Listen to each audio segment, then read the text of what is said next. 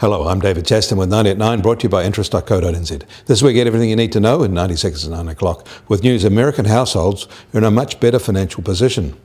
Overnight, the IMF reviewed the state of the American economy. It said their economy was overall in good shape, with growth set to accelerate from recent setbacks despite an overvalued dollar. But they also noted that too many Americans were living in poverty. Part of the reason for the IMF's positive view may be that now 79.3% of Americans have a good credit score. This is the highest level since 2010, when the level was only 74.5%.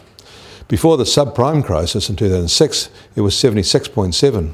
On average, monthly debt service payments accounted for 10.1% of households' disposable personal income, down from a peak of 13.2% at the end of 2007, and the lowest since the US Fed started tracking this data in 1980. This improvement is very significant across the whole country and involves millions of households repairing their financial situation, and significantly.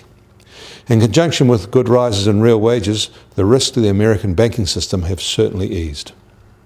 Locally, Bloomberg is running a story about how much RBNZ Governor Graham Wheeler has cut back on public speeches, pointing out just how much less engagement and communication he is doing in 2016 than he did in 2014. The pullback seems very pronounced. Overnight, consultancy Mercer released its 2016 Cost of Living Index for 209 international cities. Hong Kong is the most expensive, followed by Luanda in Angola and Zurich in Switzerland. Sydney is ranked 42nd, while Auckland is equal with Canberra at 98th. Wellington was ranked 123rd. This helped put our housing cost debate into some international perspective. In Europe, the English vote on Brexit is too close to call, according to polls just ahead of the start of voting. Campaigning has hit peak fear. It's an old-fashioned poll where voters need to show up at a polling station. Exit poll indications might be known by this time tomorrow. Voting there is from 7 a.m. to 10 p.m. local time Thursday. So that means voting there will end at 9 a.m. New Zealand time on Friday.